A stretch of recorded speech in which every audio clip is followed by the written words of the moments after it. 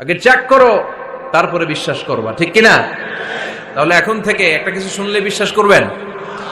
একজন এসে বলল, ভাইজান আপনার মেয়েরে দেখলাম আরেক ছেলের সাথে বাজারে ঘোরাফেরা করে, ওই রমনার বটমূলে দেখলাম আপনার মেয়ে আরেক ছেলেরে নিয়ে পষ্টি নষ্টি করে, লোকের কথা বিশ্বাস করে বাসায় যে মেয়ের চুলের মধ্যে ধরে মাইর, আইজো মার কাইলো মাইর। এরকম হইতে পারে না? হয়তো ওই লোক আপনার মেয়ের মতো দেখতে আরেক মেয়েকে দেখছিল। এরকম হয় কিনা সমাজে? একজন এসে বললো, ভাই আপনি এখানে ভাবিরও তো দেখলাম ওই জায়গায় আরেক লোকের সাথে ঘোরাফেরা করতেছে, খবর রাখেন না বাসা? আপনি দেখে মেয়েকে, ঘটনা কি? আমার খেয়ে আমার পরে আরেকজনের সাথে, যে এই বাড়িতে যে মায়ের কোনো কথা নেই। দেখবেন যে ছোট্ট মারামারি থেকে এই ঘটনা অনেক সময় বিচ্ছেদ বা ডিভোর্স পর্যন্ত গড়ায়, ঠিক কিনা? ওই যে শোনা কথায় কান দিছেন, ফাতাবাইয়ুন, আপনি চেক করেন নাই।